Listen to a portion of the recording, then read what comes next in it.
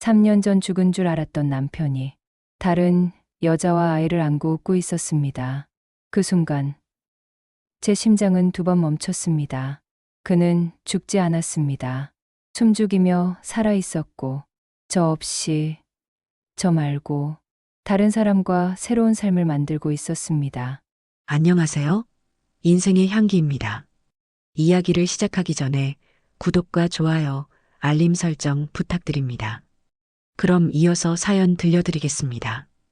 정미경은 창가에 앉아 손에 든 컵을 바라보고 있었습니다. 이미 식어버린 커피였지만 그녀는 그것을 마시려 하지 않았습니다. 그저 컵의 무게만 느끼며 멍하니 앉아 있을 뿐이었죠.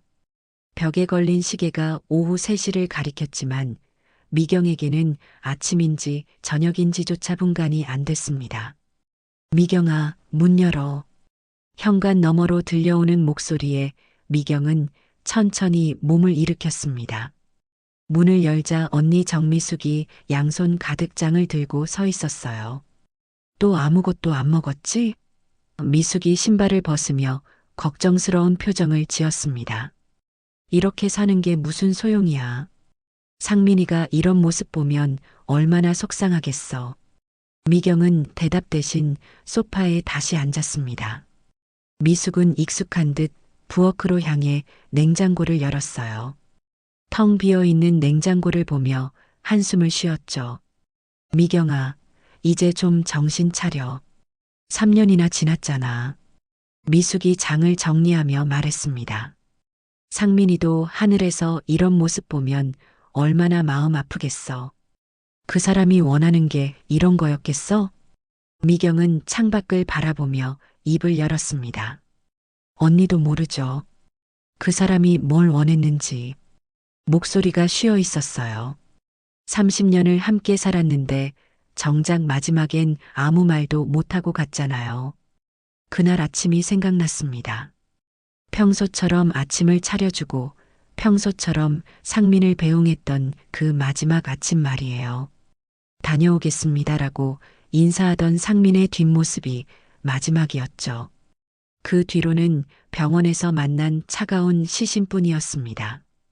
교통사고는 누구도 예상할 수 없는 거야. 미숙이 미경 옆에 앉으며 위로했습니다. 그런데 이렇게 계속 집에만 있으면 안 돼. 나가서 사람들도 만나고 뭔가 해야지. 뭘 하라는 거예요? 미경이 언니를 바라봤습니다. 59살에 뭘 할 수 있겠어요. 평생 살림만 했는데. 미숙은 잠시 말이 없었습니다. 동생의 말이 틀린 것도 아니었거든요. 상민이 사업을 하는 동안 미경은 집안일에만 전념했습니다. 아이도 없었고 친구들과의 교류도 점점 줄어들었죠. 상민이 전부였던 셈이었습니다. 그래도 이사는 잘 결정한 것 같아. 미숙이 말했습니다. 여기 있으면 추억만 더 괴로우니까. 새로운 곳에서 새로운 사람들 만나면 조금씩 나아질 거야. 미경은 고개를 끄덕였습니다. 이사는 이미 결정한 일이었어요. 이 집에서는 더 이상 살 수 없었거든요. 상민의 흔적이 너무나 많았습니다. 그의 옷장, 그의 책상, 그의 머그컵까지 모든 것이 그를 떠올리게 했죠. 언제 이사하기로 했어? 미숙이 물었습니다. 다음 주에요. 이삿짐 센터도 예약했고 새 집도 정했어요. 미경이 답했습니다. 시골 쪽 작은 도시예요. 조용하고 사람들도 별로 없는 곳이죠. 혼자 가기엔 너무 외딴 곳 아냐? 외로운 건 여기나 거기나 마찬가지예요. 미경의 목소리엔 체념이 묻어 있었습니다. 적어도 거기선 상민이 생각이 조금은 덜 날 것 같아요. 미숙은 더 이상 말하지 않았습니다. 동생의 마음을 알 것 같았거든요. 때로는 도망치는 것도 하나의 방법이라고 생각했죠. 저녁이 되자 미숙은 간단한 저녁을 차려줬습니다. 미경은 몇 숟가락 겨우 떠먹고는 젓가락을 내려놓았어요. 조금만 더 먹어. 미숙이 걱정스러운 표정으로 말했습니다. 배가 안 고파요. 미경이 답했습니다. 요즘 음식이 다 모래 같아요. 미숙은 한숨을 쉬었습니다. 동생이 이런 모습을 보인 게 벌써 3년째였어요. 처음엔 일시적인 충격이라고 생각했는데 시간이 지나도 나아지지 않았죠. 미경아, 상민이 보험금은 어떻게 했어? 미숙이 조심스럽게 물었습니다. 아직 그대로 두고 있어요. 미경이 답했습니다. 손댈 마음이 안 생겨요. 그 돈으로 새 출발하는 게 어때? 상민이도 그걸 원할 거야. 미경은 대답하지 않았습니다. 보험금 이야기만 나오면 가슴이 답답해졌어요. 그 돈 때문에 상민이 죽은 것 같아서였죠. 물론 교통사고였지만 왠지 모르게 그 돈이 피 묻은 것 같았습니다. 밤이 깊어가자 미숙은 집으로 돌아갔습니다. 혼자 남은 미경은 침실로 들어가 상민의 사진을 바라봤어요. 웃고 있는 상민의 모습이 너무나 생생했습니다. 여보, 나 이사 가요. 미경이 사진에 대고 말했습니다. 당신 없는 곳에서 혼자 살아볼게요. 할 수 있을지 모르겠지만 상민의 사진은 아무런 대답이 없었습니다. 미경은 사진을 꼭 안고 잠자리에 들었어요. 내일부터는 정말 새로운 삶을 준비해야 했습니다. 이삿짐 트럭이 떠난 후 미경은 새로운 집 앞에 서 있었습니다. 작은 소도시의 한적한 주택가, 2층 집이 다닥다닥 붙어 있는 골목이었어요. 서울과는 전혀 다른 분위기였죠. 공기도 맑고 소음도 적었습니다. 이제 정말 혼자네요. 미경이 혼잣말을 했습니다. 집 안으로 들어가니 이삿짐들이 여기저기 쌓여 있었어요. 박스들을 보니 막막했습니다. 서울집에서 가져온 것들이지만 이곳에서는 모든 게 낯설게 느껴졌죠. 첫 번째 박스를 열자 상민의 옷들이 나왔습니다. 미경은 잠시 망설이다가 그 옷들을 다시 박스에 넣었어요. 아직은 정리할 마음이 안 생겼거든요. 며칠 후 미경은 동네 마트에 장을 보러 갔습니다. 생활용품들을 사야 했어요. 마트는 생각보다 작았지만 필요한 건 다 있었죠. 새로 이사 오신 분이시죠? 계산대 직원이 친근하게 말을 걸었습니다. 어디서 오셨어요? 서울에서 왔어요. 미경이 답했습니다. 아이고, 서울에서 이런 시골로 오시다니. 많이 답답하시겠어요. 조용해서 좋아요. 미경이 미소를 지었습니다. 진짜 미소는 아니었지만 예의상 지어 보인 것이었어요. 집으로 돌아가는 길에 미경은 동네를 둘러봤습니다. 예전에 살던 곳과는 정말 달랐어요. 사람들이 서로 인사하고 아이들이 골목에서 뛰어놀고 있었죠. 평범한 일상이 흘러가는 곳이었습니다. 나도 이런 일상에 익숙해질 수 있을까? 미경이 생각했습니다. 집 근처 공원 벤치에 앉아 쉬고 있는데 한 남자가 지나갔습니다. 뒷모습이 묘하게 익숙했어요. 걸음걸이며 어깨의 각도까지. 미경은 깜짝 놀라 일어섰습니다. 상민이? 하지만 그 남자는 이미 멀어져 있었어요. 미경은 황급히 그 뒤를 따라갔습니다. 심장이 빠르게 뛰었죠. 말이 안 되는 일이었지만 그 뒷모습이 너무나 닮아 있었어요. 남자는 한 카페 안으로 들어갔습니다. 미경은 카페 유리창 너머로 그를 바라봤어요. 옆모습이 보이자 더욱 확신이 섰습니다. 상민이었어요. 분명히 상민이었습니다. 이럴 수가. 미경은 다리에 힘이 빠져 벽에 기댔습니다. 카페 안의 남자는 커피를 마시며 휴대폰을 보고 있었어요. 상민의 습관 그대로였죠. 커피 마실 때 항상 휴대폰을 보던 버릇까지 똑같았습니다. 미경은 카페로 들어가려다가 멈춰섰습니다. 만약 정말 상민이라면? 그런데 왜 여기 있는 거죠? 죽었다고 했는데 장례식도 치렀는데 어떻게 이런 일이 가능한 거죠? 아니야, 착각이겠지. 미경이 스스로를 달랬습니다. 슬픔 때문에 다른 사람을 상민이로 보는 거야. 하지만 마음속 깊은 곳에서는 다른 생각이 들었어요. 혹시 모를 가능성 말이죠. 상민이 살아있을 가능성. 집으로 돌아온 미경은 하루 종일 그 남자 생각만 했습니다. 잠도 오지 않았어요. 상민의 사진을 보며 계속 비교해 봤죠. 그런데 볼수록 더 확신이 들었습니다. 다음 날 아침 미경은 일찍 일어나 그 카페 앞으로 갔습니다. 어제와 같은 시간에 그 남자가 나타날지 궁금했어요. 1시간을 기다렸는데 나타나지 않았습니다. 역시 착각이었나? 미경이 실망하며 일어서려는 순간 그 남자가 나타났습니다. 어제와 같은 옷을 입고 같은 가방을 메고 있었어요. 이번엔 더 자세히 봤습니다. 정면에서 보니 더욱 확실했어요. 상민이 맞았습니다. 분명히 상민이었어요. 머리카락이 조금 짧아졌고 수염이 자랐지만 틀림없이 상민이었습니다. 미경은 온몸이 떨렸습니다. 기쁨인지 분노인지 알 수 없는 감정이 밀려왔어요. 3년 동안 죽었다고 생각했던 남편이 살아있다니. 그것도 이런 곳에서 멀쩡히 살아가고 있다니. 상민은 카페에서 나와 길을 걸어갔습니다. 미경은 멀찍이 따라갔어요. 그는 한 주택가로 들어갔고 2층 집 앞에서 멈춰 섰습니다. 열쇠를 꺼내 문을 열고 들어갔죠. 여기가 상민이가 사는 집이구나. 미경이 그 집을 바라봤습니다. 작지만 깔끔한 집이었어요. 화분들이 놓여 있고 빨래가 널려 있었죠.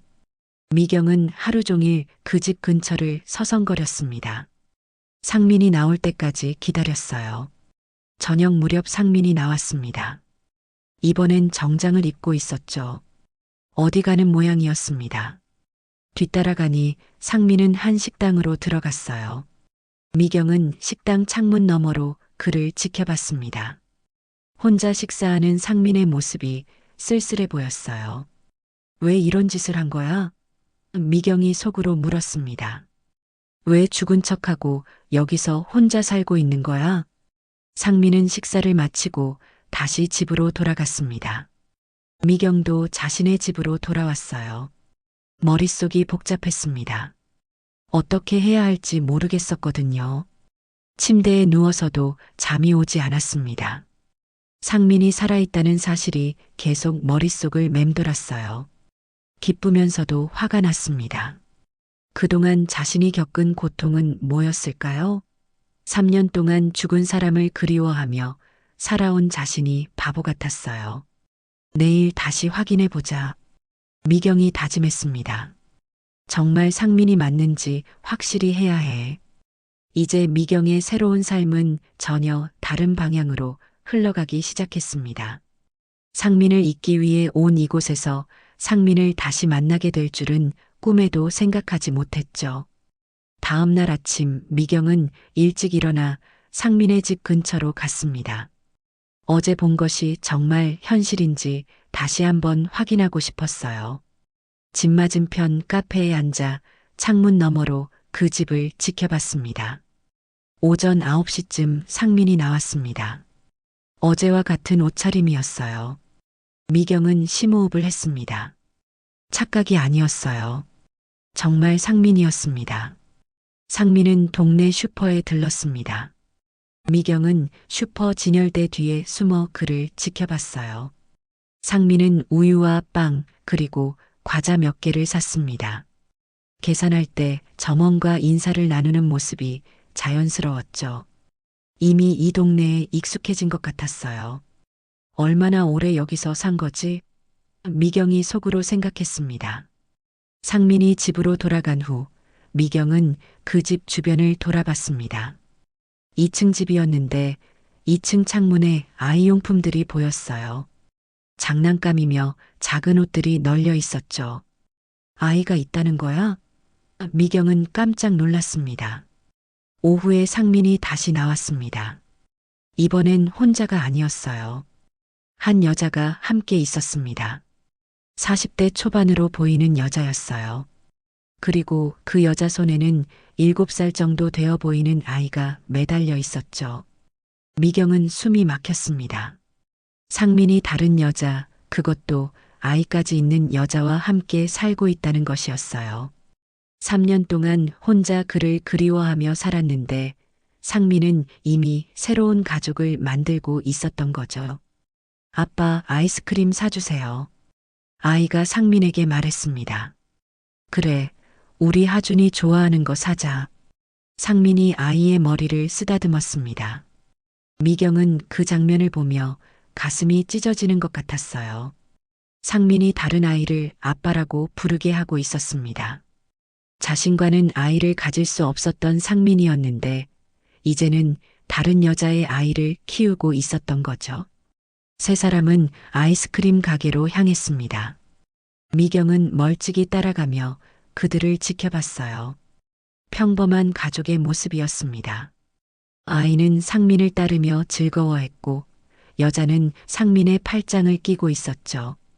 이소진 씨, 오늘 저녁엔 뭘 해 먹을까? 상민이 여자에게 물었습니다. 하준이가 좋아하는 카레 어때요? 소진이 답했습니다. 좋아요. 우리 하준이 카레 좋아하죠? 상민이 아이에게 말했습니다. 네, 아빠 카레 최고예요. 하준이가 손뼉을 쳤습니다. 미경은 더 이상 지켜볼 수 없었습니다. 그 자리에서 돌아서 집으로 향했어요. 걸음걸이가 비틀거렸습니다. 온 세상이 무너지는 것 같았죠. 집에 도착한 미경은 소파에 주저앉았습니다. 머릿속이 복잡했어요. 상민이 살아있다는 것만으로도 충격이었는데 다른 여자와 아이까지 있다니. 도대체 어떻게 된 일일까요? 왜 이런 짓을 한 거야? 미경이 울먹였습니다. 왜 죽은 척하고 혼자 떠난 거야? 그때 갑자기 과거의 일들이 떠올랐습니다. 상민의 사업이 망하고 빚이 쌓이고 보험료를 올렸던 일들 말이에요. 그리고 그 교통사고. 너무나 갑작스럽게 일어났던 사고였죠. 혹시 미경이 생각했습니다. 혹시 그 사고가 진짜가 아니었던 건 아닐까? 미경은 상민의 사고 당시를 떠올려 봤습니다. 경찰에게 연락을 받고 병원으로 달려갔던 그날. 상민의 시신은 너무나 심하게 훼손되어 있었어요. 얼굴을 알아볼 수 없을 정도였죠. 그래서 DNA 검사를 했고 결과는 상민이 맞다고 나왔습니다. 그런데 DNA 검사 결과가 틀렸을 리는 없잖아. 미경이 혼란스러워했습니다. 하지만 지금 본 것은 분명 상민이었어요. 목소리며 걸음걸이, 모든 것이 상민과 똑같았습니다. 착각일 리가 없었죠. 저녁이 되자 미경은 다시 상민의 집 앞으로 갔습니다. 이번엔 더 가까이 다가가 창문을 통해 안을 들여다봤어요. 거실에서 상민과 소진, 그리고 하준이가 함께 저녁을 먹고 있었습니다. 아빠, 내일 놀이공원 가요. 하준이가 말했습니다. 그래, 내일은 토요일이니까 가자. 상민이 답했습니다. 소진 씨도 함께 가요. 하준이가 소진을 바라봤습니다. 당연히 가야죠. 우리 하준이와 함께요. 소진이 아이의 볼에 뽀뽀했습니다. 미경은 그 광경을 보며 온몸이 떨렸습니다. 상민이 다른 여자와 아이와 함께 행복하게 살고 있었어요. 자신이 죽은 줄 알고 3년 동안 고통받는 동안 상민은 새로운 인생을 살고 있었던 거죠. 이게 다 무슨 일이야? 미경이 울먹였습니다. 그때 상민이 갑자기 창문 쪽을 바라봤습니다. 미경은 깜짝 놀라 몸을 숨겼어요. 심장이 빠르게 뛰었죠. 들킬 뻔했습니다. 잠시 후 미경은 조심스럽게 고개를 들었습니다. 상민은 다시 식사에 집중하고 있었어요. 다행히 보지 못한 것 같았죠. 미경은 그 자리에서 물러났습니다. 더 이상 지켜볼 수 없었어요. 집으로 돌아가는 길에 미경은 결심했습니다. 진실을 알아야겠어. 미경이 다짐했습니다. 도대체 무슨 일이 일어난 건지 확실히 해야 해. 그날 밤 미경은 잠들 수 없었습니다. 상민이 살아있다는 것, 그리고 다른 여자와 아이와 함께 산다는 것. 모든 것이 혼란스러웠어요. 하지만 한 가지는 확실했습니다. 이제 그냥 넘어갈 수는 없다는 것이었죠. 다음 날 아침 미경은 오랜만에 화장을 했습니다. 거울을 보니 3년 동안 늙은 자신의 모습이 낯설었어요. 하지만 오늘은 달랐습니다. 무언가 해야 할 일이 생겼거든요. 미경은 서울에 있는 보험회사로 전화를 걸었습니다.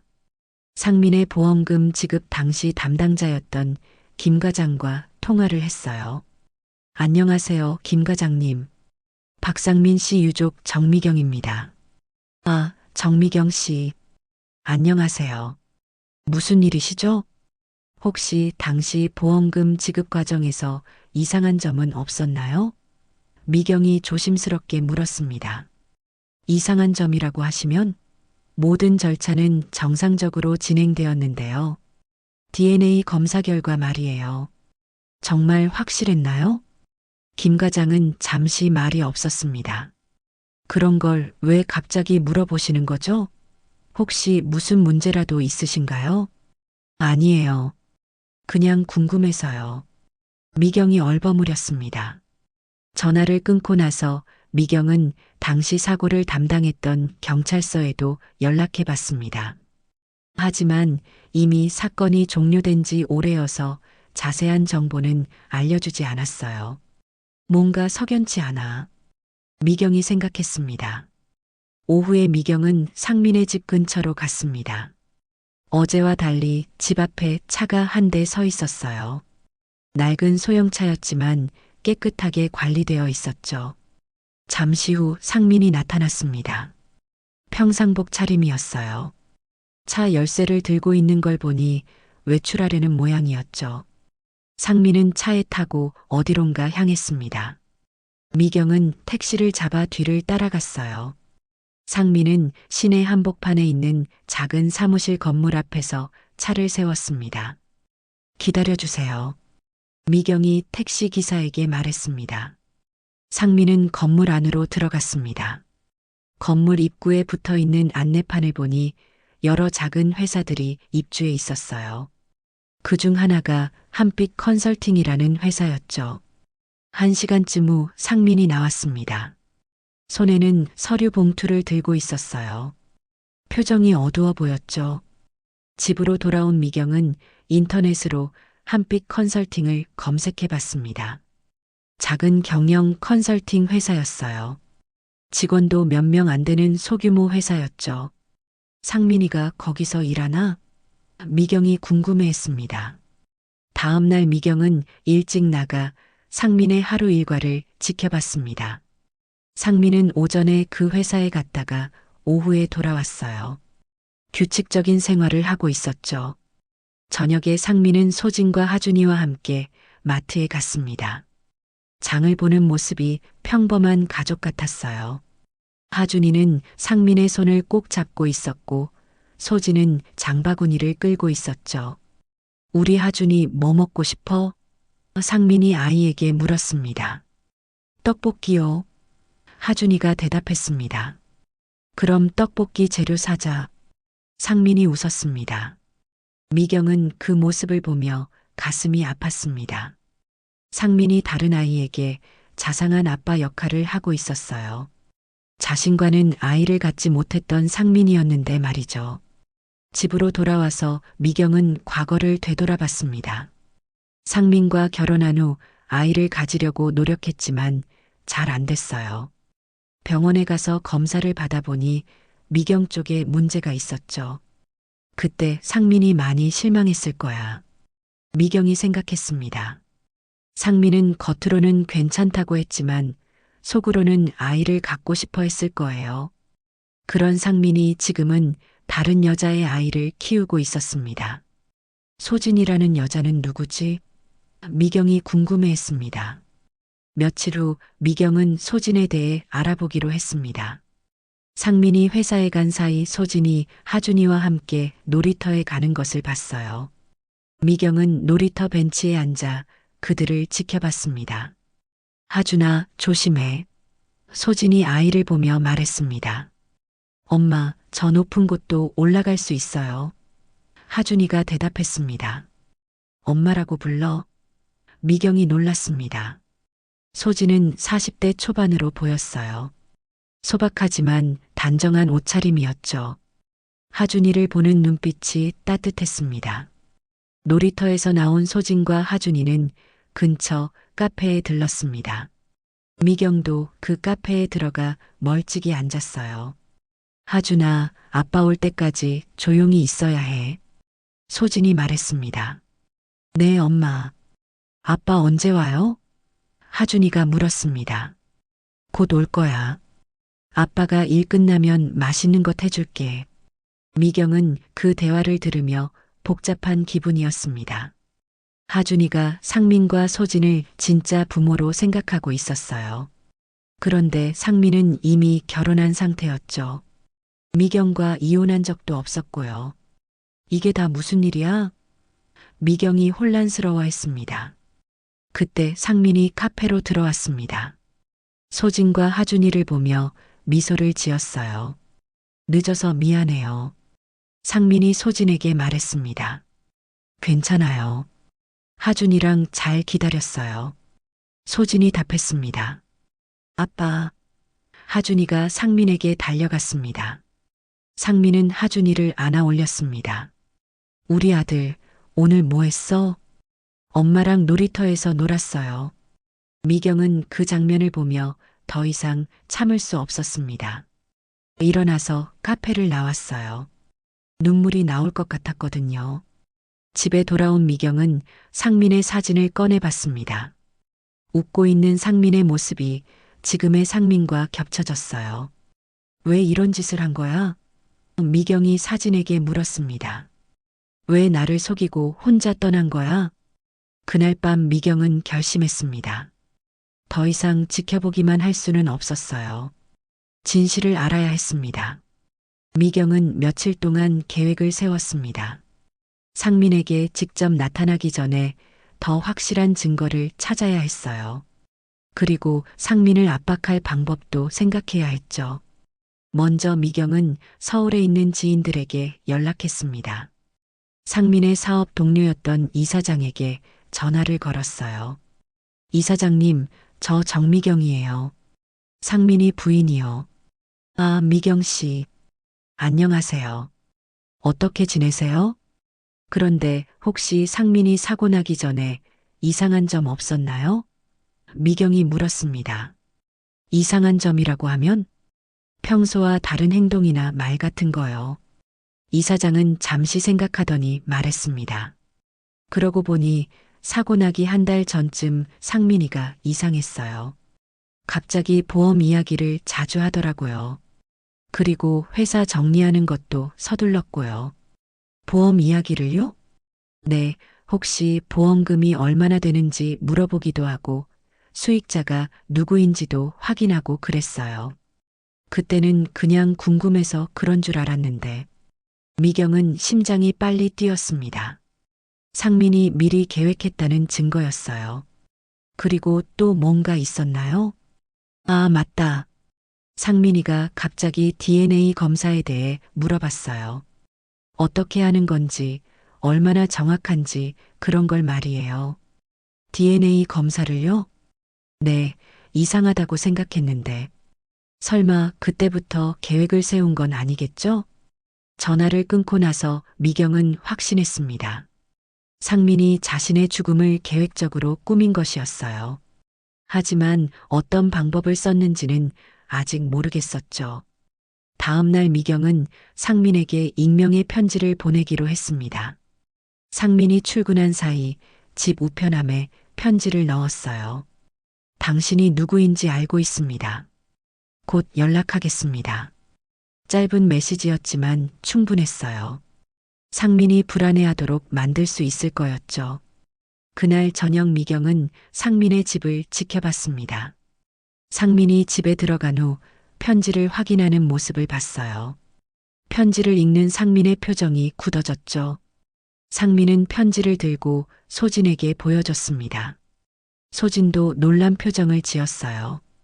두 사람이 심각하게 대화하는 모습이 창문 너머로 보였죠. 좋아. 이제 흔들리기 시작했어.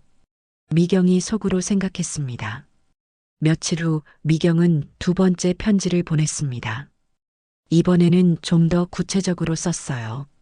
박상민 씨 3년 전 교통사고는 거짓이었죠? 보험금 사기였다는 걸 알고 있어요. 이번 편지를 받은 상민은 더욱 동요했습니다. 그날 밤 상민과 소진이 심각하게 대화하는 모습을 봤어요. 소진은 울고 있었고 상민은 머리를 감싸고 있었죠.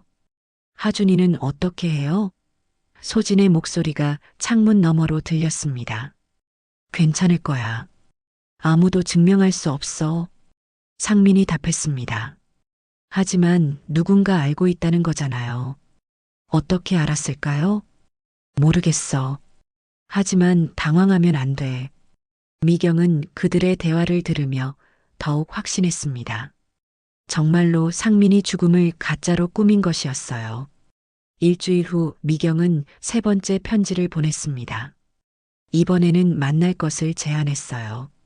내일 저녁 7시 시내 공원 벤치에서 만나요. 혼자 오세요. 상민은 그 편지를 받고 크게 동요했습니다. 소진과 격렬하게 대화했어요. 소진은 경찰에 신고하자고 했지만 상민은 반대했죠. 신고하면 더 큰 문제가 돼. 일단 누가 보낸 건지 확인해야 해. 위험하지 않을까요? 괜찮아. 그냥 협박하는 거일 수도 있어. 다음 날 저녁 미경은 공원 벤치에 앉아 상민을 기다렸습니다. 3년 만에 상민과 직접 대면하는 순간이었어요. 심장이 빠르게 뛰었죠. 7시 정각에 상민이 나타났습니다. 조심스럽게 주변을 살피며 벤치에 앉았어요. 미경은 벤치 뒤쪽 나무 뒤에 숨어 있었죠.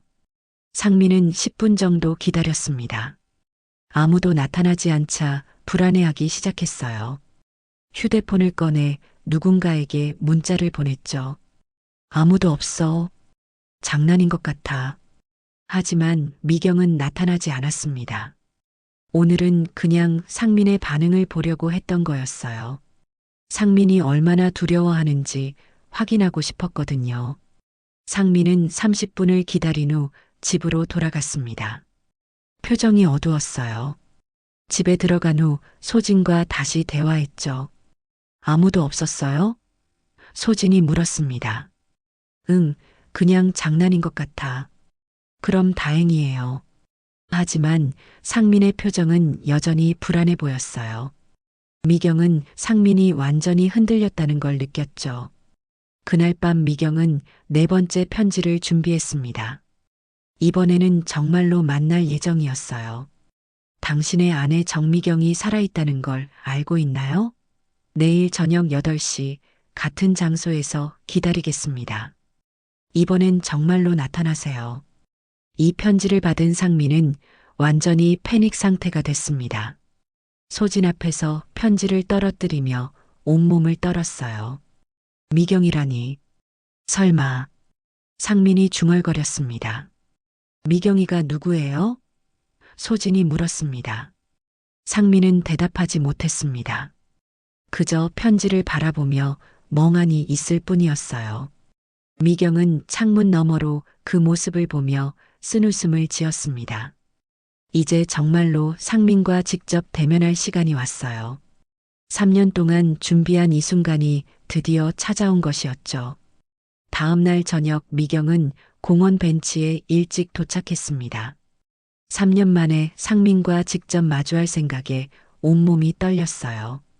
분노와 슬픔 그리고 묘한 기대감이 뒤섞여 있었죠. 8시가 되자 상민이 나타났습니다. 어제보다 더 초조해 보였어요. 주변을 살피며 조심스럽게 벤치에 앉았죠. 미경은 심호흡을 하고 나무 뒤에서 나왔습니다. 여보. 상민이 그 목소리를 듣고 뒤를 돌아봤습니다. 미경을 보는 순간 얼굴이 하얗게 질렸어요. 마치 유령을 본 것 같았죠. 미경이? 상민의 목소리가 떨렸습니다. 네, 저예요. 당신의 아내 정미경. 미경이 벤치 맞은편에 앉았습니다.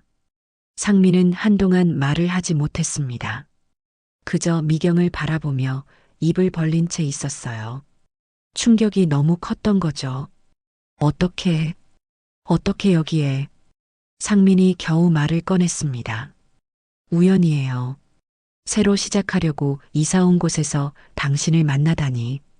미경의 목소리는 차가웠습니다. 참 아이러니하죠? 상민은 고개를 숙였습니다.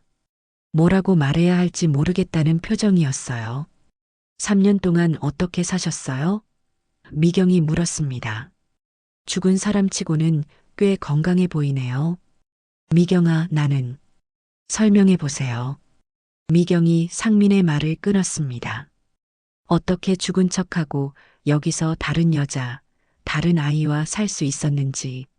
상민은 한참 동안 침묵했습니다. 그러다가 천천히 입을 열었어요. 미안해.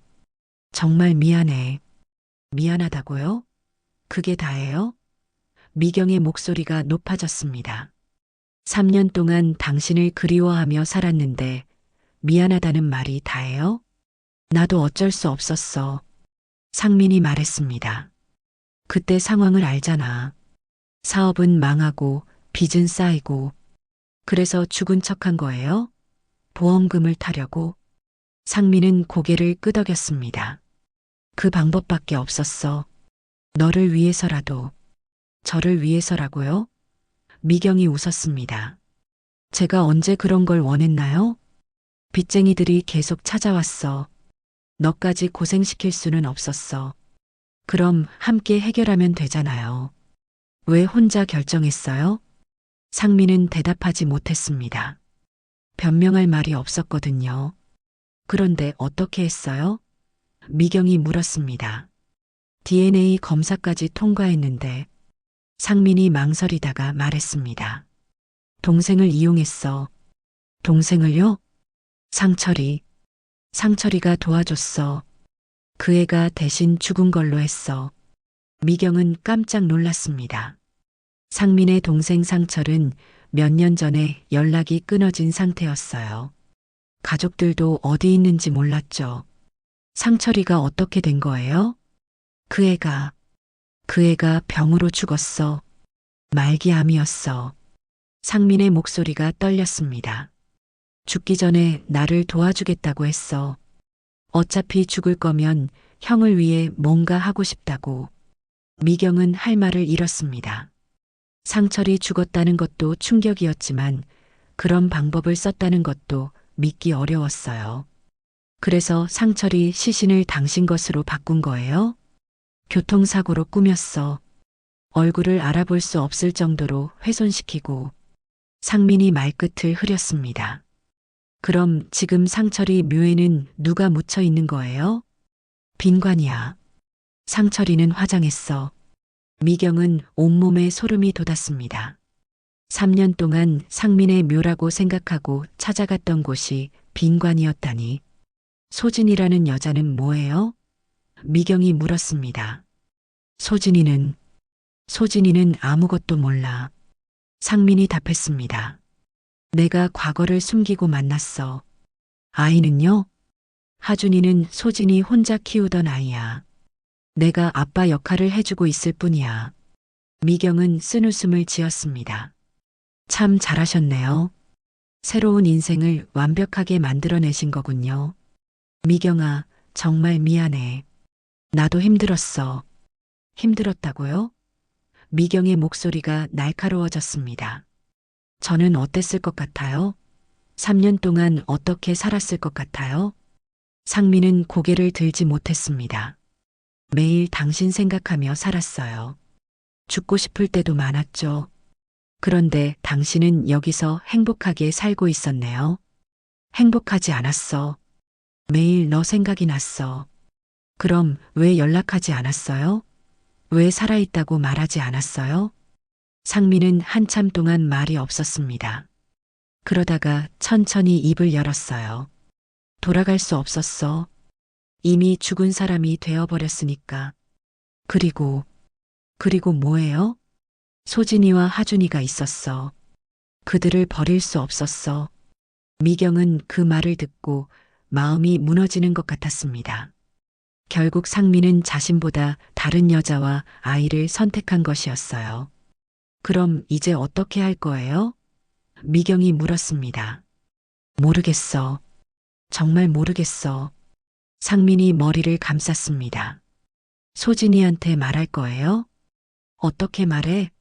내가 이미 결혼한 상태라고, 죽은 척하고 보험금을 탔다고. 미경은 상민의 고민을 이해했습니다. 하지만 동정하고 싶지는 않았어요. 당신이 선택한 길이잖아요. 책임져야죠. 상민은 대답하지 못했습니다. 그저 고개를 숙이고 있을 뿐이었어요. 미경은 일어섰습니다. 생각해 보세요. 어떻게 할 건지. 미경아, 기다려. 상민이 미경을 붙잡으려 했습니다. 손대지 마세요. 미경이 상민의 손을 뿌리쳤습니다. 당신은 이미 죽은 사람이에요. 저한테는. 미경은 그 자리를 떠났습니다. 상민은 벤치에 혼자 앉아 미경의 뒷모습을 바라봤어요. 집으로 돌아온 미경은 소파에 주저앉았습니다. 드디어 진실을 알게 됐지만 마음이 편해지지 않았어요. 오히려 더 복잡해졌죠. 다음 날 아침 미경은 창문 너머로 상민의 집을 바라봤습니다. 어젯밤 상민과 소진이 어떤 대화를 나눴을지 궁금했어요. 상민이 진실을 말했을까요? 아니면 또 다른 거짓말을 했을까요? 오전 10시쯤 상민이 집에서 나왔습니다. 평소와 달리 옷차림이 단정하지 않았어요. 머리도 제대로 빗지 않은 것 같았죠. 하룻밤 사이에 많이 상한 것 같았습니다. 상민은 회사에 가지 않고 공원으로 향했습니다. 어제 만났던 그 벤치에 앉아 한참 동안 생각에 잠겨 있었어요. 미경은 멀찍이 서 그 모습을 지켜봤죠. 1시간 후 상민은 휴대폰을 꺼내 누군가에게 전화를 걸었습니다. 소진아, 나야. 오늘 회사 안 가겠어. 아파서. 응, 괜찮아. 하준이 잘 돌봐줘. 거짓말이었어요. 상민은 아프지 않았습니다. 그저 어떻게 해야 할지 모르겠다는 표정이었죠. 오후에 미경은 상민의 집 근처로 갔습니다. 소진이 하준이와 함께 장을 보러 나가는 모습을 봤어요. 평소와 달리 소진의 표정이 어두웠습니다. 엄마, 왜 아빠가 안 나와요? 하준이가 물었습니다. 아빠가 아파서 그래. 우리 조용히 해야 해. 소진이 답했습니다. 많이 아파요? 곧 나을 거야. 걱정하지 마. 하지만 소진의 목소리에는 불안함이 묻어 있었어요. 뭔가 이상하다는 걸 느끼고 있는 것 같았죠. 저녁 무렵 미경은 상민에게 문자를 보냈습니다. 내일 저녁 8시 같은 장소에서 만나요. 결정하셨나요? 상민은 문자를 받고 한참 동안 휴대폰을 바라봤습니다. 그러더니 답장을 보냈어요. 알겠습니다. 내일 만나죠. 다음 날 저녁 미경은 공원 벤치에서 상민을 기다렸습니다. 상민은 어제보다 더 초췌해 보였어요. 하루 종일 고민했다는 것이 얼굴에 다 드러나 있었죠. 결정하셨어요? 미경이 물었습니다. 소진이한테 말했어. 상민이 답했습니다. 다 말했어요? 응, 다 말했어. 내가 이미 결혼했었다는 것, 죽은 척하고 여기 온 것, 모든 걸 말했어. 소진이는 뭐라고 했어요? 상민은 한숨을 쉬었습니다. 처음엔 믿지 않았어. 그러다가 증거를 보여주니까 완전히 무너졌어. 그럴 만하죠. 3년 동안 속였으니까. 소진이가 울면서 물었어. 나를 사랑한 적이 있었냐고, 하준이를 진짜 아들로 생각했었냐고. 뭐라고 답했어요? 정말 사랑했다고 했어. 하준이도 진짜 아들 같았다고. 미경은 그 말을 듣고 가슴이 아팠습니다. 상민이 다른 여자와 아이를 정말 사랑했다는 것이었어요. 그럼 이제 어떻게 되는 거예요? 소진이가 떠나겠다고 했어. 하준이 데리고 다른 곳으로 가겠다고. 당연하죠. 그럴 만해요. 상민은 고개를 숙였습니다. 하준이가 계속 아빠를 찾아. 왜 아빠가 자기를 안 봐주냐고 울어.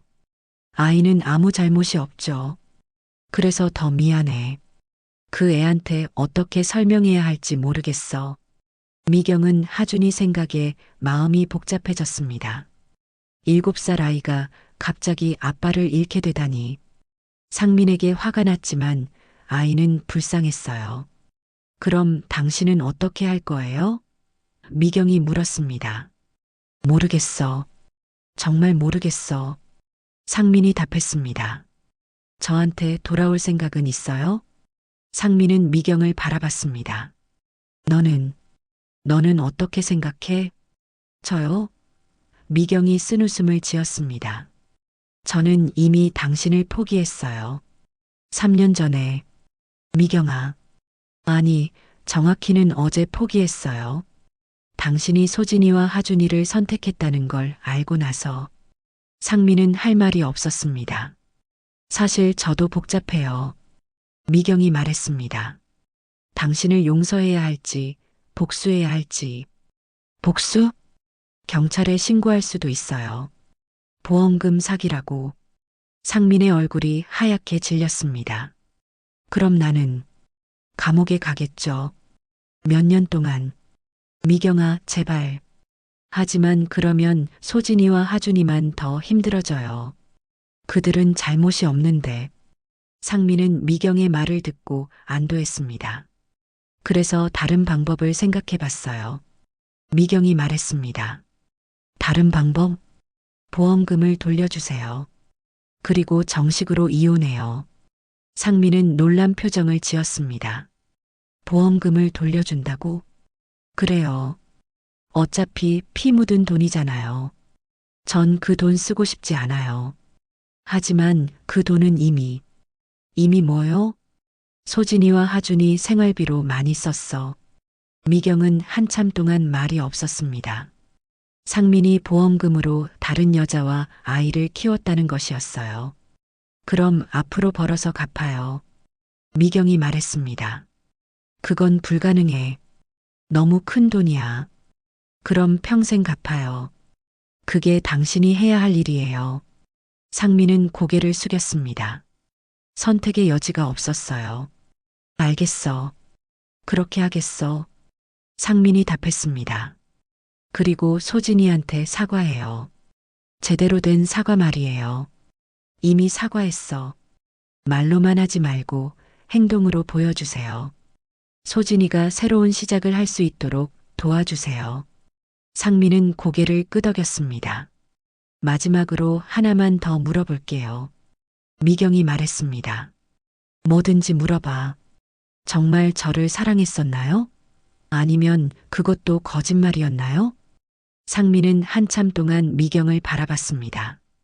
그러더니 천천히 입을 열었어요. 사랑했어. 지금도 사랑해. 그게 더 미안한 거야. 미경은 그 말을 듣고 눈물이 날 뻔했습니다. 하지만 참았어요. 이제 울 때가 아니었거든요. 그럼 왜 혼자 떠났어요? 함께 해결하자고 하지 않았어요? 너한테 고생시키고 싶지 않았어. 그리고 자존심도 있었어. 자존심 때문에 이런 일을 벌인 거예요? 상민은 대답하지 못했습니다. 변명할 말이 없었거든요. 미경은 일어섰습니다. 이제 정말 끝이에요.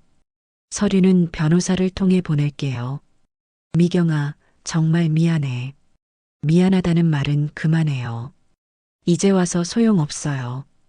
미경은 그 자리를 떠났습니다. 상민은 벤치에 혼자 앉아 미경의 뒷모습을 바라봤어요. 이번이 정말 마지막이라는 것을 알고 있었죠. 한 달 후, 미경은 바닷가 벤치에 앉아 있었습니다. 파도 소리가 마음을 조금씩 진정시켜 주었어요. 손에는 상민과 찍은 마지막 사진이 들려 있었죠. 지난 한 달 동안 많은 일이 있었습니다. 변호사를 통해 이혼 서류를 진행했고 상민은 순순히 응했어요. 보험금 반환 절차도 시작했죠. 상민이 당장 갚을 수 없는 부분은 분할 상환하기로 했습니다. 소진과 하준이는 결국 이 도시를 떠났습니다. 소진의 고향으로 돌아간다고 했어요. 떠나기 전날 소진이 미경을 찾아왔었죠. 죄송합니다. 소진이 고개를 숙이며 말했습니다. 아무것도 모르고 있었어요. 당신 잘못이 아니에요. 미경이 답했습니다. 오히려 당신이 피해자죠. 하준이가 계속 아빠를 찾아요. 어떻게 설명해야 할지 모르겠어요. 미경은 하준이 생각에 마음이 아팠습니다. 시간이 해결해 줄 거예요. 아이들은 적응이 빨라요. 상민 씨를 용서하실 건가요? 모르겠어요. 아직은 잘 모르겠어요. 소진은 미경의 손을 잡았습니다. 정말 죄송합니다.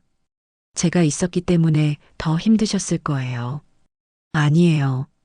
당신도 사랑했으니까요. 그럴 수 있어요. 소진은 눈물을 흘리며 미경에게 절을 했습니다. 그리고 다음날 하준이와 함께 이 도시를 떠났어요. 상민은 그 후 혼자 살고 있었습니다. 가끔 미경이 그를 멀리서 봤는데 많이 초췌해져 있었어요. 소진과 하준이를 보낸 후 완전히 무너진 것 같았죠. 미경은 사진을 바라보며 지난 일들을 떠올렸습니다. 상민과 함께했던 30년 그리고 그가 죽었다고 생각하며 보낸 3년. 모든 것이 꿈 같았어요. 정말 사랑했을까? 미경이 혼잣말을 했습니다. 상민이 마지막에 한 말이 계속 머릿속을 맴돌았어요. 사랑했다고, 지금도 사랑한다고 했던 그 말. 하지만 사랑했다면 왜 혼자 떠났을까요? 왜 함께 해결하려고 하지 않았을까요? 자존심 때문이라고 했지. 미경이 생각했습니다. 남자의 자존심. 미경은 그 말을 이해할 수 없었습니다. 자존심이 사랑보다 중요했다는 것일까요? 가족보다 체면이 더 소중했다는 것일까요? 바람이 불어와 사진이 흔들렸습니다. 미경은 사진을 꼭 쥐었다가 다시 펼쳐봤어요. 웃고 있는 상민의 모습이 너무나 행복해 보였죠. 그때는 정말 행복했나?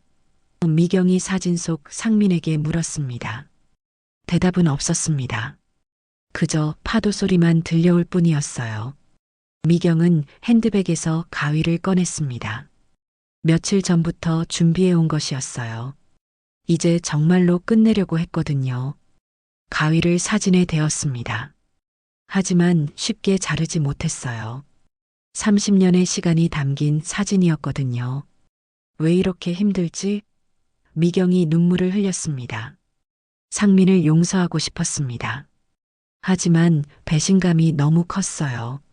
사랑했다고 해서 모든 것이 용서되는 건 아니었죠. 미경은 심호흡을 하고 사진을 반으로 자르기 시작했습니다. 천천히 조심스럽게 사진이 두 조각으로 나뉘었어요. 한 조각은 상민만 있는 부분이었고 다른 조각은 미경만 있는 부분이었습니다. 미경은 상민이 있는 조각을 바람에 날려보냈어요. 이제 정말 끝이에요. 미경이 말했습니다. 상민의 사진 조각은 바람에 날려 바다로 떨어졌습니다. 파도가 그것을 삼켜버렸어요. 미경은 자신만 있는 사진 조각을 바라봤습니다. 혼자 있는 자신의 모습이 외로워 보였지만 이상하게 자유로워 보이기도 했어요. 이제 정말 새로운 시작이야. 미경이 다짐했습니다. 며칠 후 미경은 상민에게 마지막 편지를 보냈습니다. 상민 씨, 이제 정말 끝입니다. 당신을 용서할 수는 없지만 미워하지도 않겠습니다. 그저 서로의 길을 가요. 소진 씨와 하준이에게 잘해주세요. 그들은 당신을 진심으로 사랑했으니까요. 그리고 앞으로는 거짓말하지 마세요. 사랑한다면 진실을 말하세요. 안녕히 지내세요. 편지를 붙인 후 미경은 또 다른 이사를 준비했습니다. 이번에는 정말로 새로운 곳에서 새로운 인생을 시작하려고 했어요. 이삿짐을 정리하면서 미경은 상민의 물건들을 모두 정리했습니다. 추억이 담긴 것들이었지만 이제는 필요 없었어요. 모든 것을 기부하거나 버렸죠. 마지막 날 미경은 상민의 집 앞을 지나갔습니다. 상민이 창문 너머로 보였어요. 많이 야윈 모습이었죠. 미경은 잠시 멈춰서 그를 바라봤습니다. 상민도 미경을 봤습니다. 두 사람은 서로를 바라보며 서 있었어요. 할 말이 많았지만 이제는 할 필요가 없었죠. 미경은 고개를 끄덕이며 인사했습니다. 상민도 고개를 숙여 인사했어요. 그것이 마지막 만남이었습니다. 새로운 도시로 이사간 미경은 작은 꽃집에서 일하기 시작했습니다. 꽃을 키우고 손님들에게 꽃을 팔면서 조금씩 마음의 평화를 찾아갔어요. 어느 날 한 손님이 물었습니다. 사장님, 결혼하신 적 있으세요? 네, 있었어요. 미경이 답했습니다. 지금은 혼자시구나. 외롭지 않으세요? 미경은 미소를 지었습니다. 외롭지 않아요. 이제 혼자 사는 게 익숙해졌어요. 혹시 재혼 생각은 없으세요? 글쎄요. 아직은 생각해 본 적이 없어요. 사실 미경은 재혼에 대해 생각해 본 적이 없었습니다. 상민 때문에 남자에 대한 불신이 생겼거든요. 하지만 시간이 지나면서 조금씩 마음이 열리기 시작했어요. 누군가 좋은 사람을 만나면 그때 생각해 봐야겠어요. 미경이 말했습니다. 저녁에 집으로 돌아온 미경은 거울을 보며 미소를 지었습니다. 예전보다 훨씬 밝아진 자신의 모습을 봤어요. 그래, 나도 새로운 인생을 살 수 있어. 미경이 다짐했습니다. 그날 밤 미경은 오랜만에 편안한 잠을 잤습니다. 상민에 대한 꿈도 꾸지 않았어요. 그저 평온한 밤이었죠. 다음 날 아침 미경은 꽃집으로 가면서 생각했습니다. 상민이 한 말이 맞았을 수도 있다고. 자신을 살리려고 그런 선택을 했다는 건 말이에요. 하지만 그것이 잘못된 선택이었다는 것도 분명했습니다. 사랑한다면 함께 고민하고 함께 해결해야 했어요. 혼자 결정하고 혼자 떠날 일이 아니었죠. 이제 정말 끝이야. 미경이 마지막으로 말했습니다.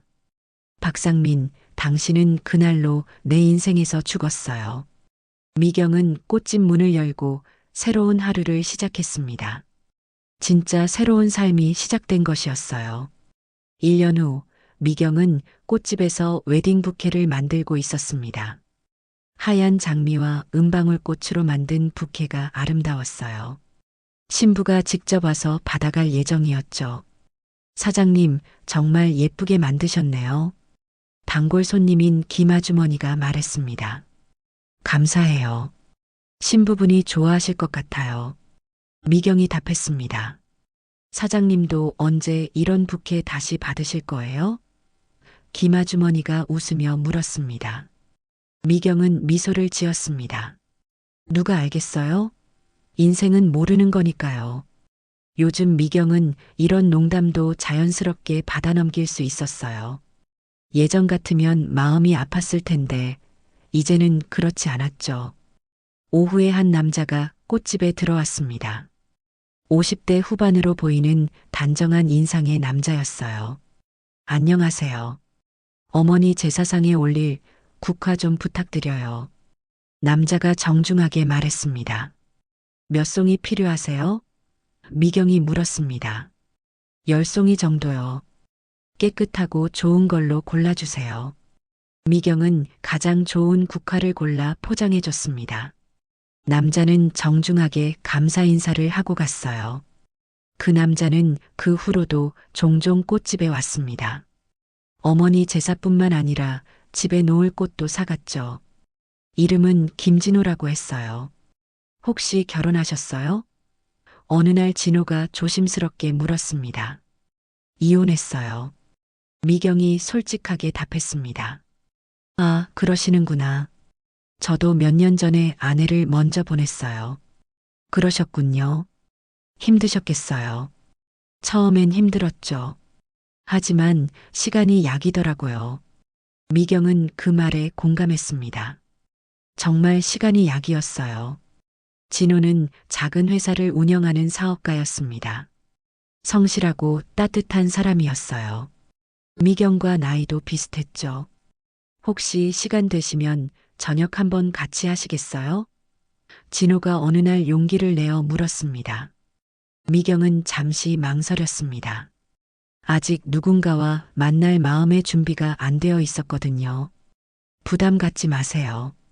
그냥 친구로서 식사 한번 하자는 거예요. 진호가 부연 설명했습니다. 그럼, 그렇게 해요. 미경이 답했습니다. 첫 저녁 식사는 편안했습니다. 진호는 자신의 이야기를 솔직하게 했고, 미경의 이야기도 들어줬어요. 서로를 재촉하지 않았죠. 사실 저도 재혼에 대해 생각해 본 적이 없어요. 진호가 말했습니다. 아내가 너무 좋은 사람이었거든요. 저도 그래요. 한번 크게 상처를 받으니까 조심스러워져요. 그럼 우리 천천히 알아가 봐요. 급할 것 없잖아요. 미경은 진호의 말에 마음이 편해졌습니다. 압박감이 없었어요. 그렇게 몇 개월이 지났습니다. 미경과 진호는 가끔 만나서 식사하고 산책하고 영화도 봤어요. 편안한 친구 사이였죠. 어느 날 미경은 우연히 상민 소식을 들었습니다. 예전에 알던 이웃이 꽃집에 왔는데 상민 이야기를 했어요. 미경 씨 전 남편 말이에요. 요즘 많이 안 좋아 보이던데요. 아, 그래요? 미경이 별 감정 없이 대답했습니다. 혼자 사는 것 같던데 많이 마르고 그랬어요. 아마 후회하고 있는 것 같아요. 미경은 그 말을 듣고도 별다른 느낌이 없었습니다. 예전 같으면 마음이 아팠을 텐데 이제는 그냥 지나간 일이었어요. 그런가 보네요. 미경이 담담하게 말했습니다. 그날 저녁 진호와 저녁을 먹으면서 미경은 상민 이야기를 했습니다. 오늘 전 남편 소식을 들었어요. 미경이 말했습니다. 그래요? 어떤 소식인데요? 별거 아니에요. 그냥 혼자 살고 있다는 이야기요. 진호는 미경의 표정을 살폈습니다. 마음이 불편하지 않아요? 아니에요. 정말 아무 느낌이 없어요. 완전히 남이 된 것 같아요. 그럼 다행이에요. 완전히 정리가 된 거네요. 미경은 고개를 끄덕였습니다. 정말 그랬어요. 상민은 이제 완전히 과거의 사람이었죠. 진호 씨, 저 이제 정말 새로운 시작을 할 수 있을 것 같아요. 미경이 말했습니다. 그럼 우리도 한 단계 더 나아가 볼까요? 진호가 미소를 지었습니다. 무슨 말씀이세요? 연인이 되어봐요. 정식으로. 미경은 진호를 바라봤습니다. 따뜻한 눈빛이었어요. 상민과는 완전히 다른 사람이었죠. 천천히 해봐요. 미경이 답했습니다. 물론이죠. 우리 스타일대로 천천히. 그날 밤 미경은 집으로 돌아와서 거울을 봤습니다. 얼굴에 미소가 있었어요. 진짜 미소였죠. 이제 정말 새로운 인생이 시작되는 거야. 미경이 거울 속 자신에게 말했습니다. 창문 너머로 달이 보였습니다.